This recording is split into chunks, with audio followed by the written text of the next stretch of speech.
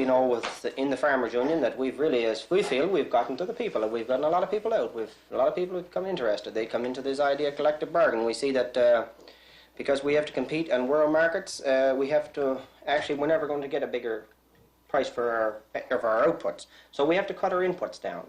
Now, how do we do it? The only way we can do it is through collective bargaining. And through this collective bargaining, we need capital that will finance all of our inputs at one time during the year. And this may be short-term credit, which may come from EIC, but they'll have to basically understand this. We'll have to get, like, I'm only a small farmer, but I did grab $10,000, the very first slab every spring to get started. Industry is into farming in a big way now. They get large capital grants, which the farmer does not, tax concessions, which the farmer does not. They come under the same deficiency payments, subsidies that the farmers get, and yet they buy their raw materials in regards to inputs at a wholesale and sell retail. We buy retail and sell wholesale. Do they want the farmer? Do they want the farmer in this country? Or do they not want the farmer? They want large corporation farmers, eh? And this is one thing under EIC, that they're looking at consolidation, and they may grow 8 or 10,000 acres of potatoes. You can't come up with an orderly market. Now, for instance, in Idaho, one man controls 80,000 acres of potatoes. And this same guy came right into one of our provinces again and got a $35 million capital grant last year, interest-free. Now, and he's into farming.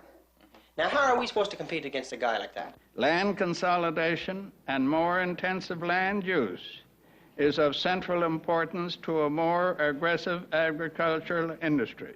So, do you agree, how do you agree on the consolidation of farms, that is acquiring land just around you so that you'll have probably 300 acres in a block, you know, sort of thing, rather than traveling 5 miles down the road for a rented piece of land he's gotten 5 miles up the road, while the farmer 5 miles down the road is passing him on the road, renting a piece right next to him.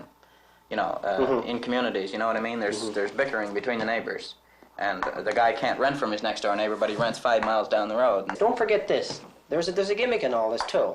That farmer, if he can afford to hold on, his real estate value on that land will triple itself in less than 10 years. That land today will be worth $750 an acre in 10 years' time. Don't ever forget that. And he may consider that if he's got enough to hold on, he's going to sit down and get that real estate value out of that land. Because this is how hobby farmers, such as doctors and lawyers, they're operating at a loss. But they offset this against their net income.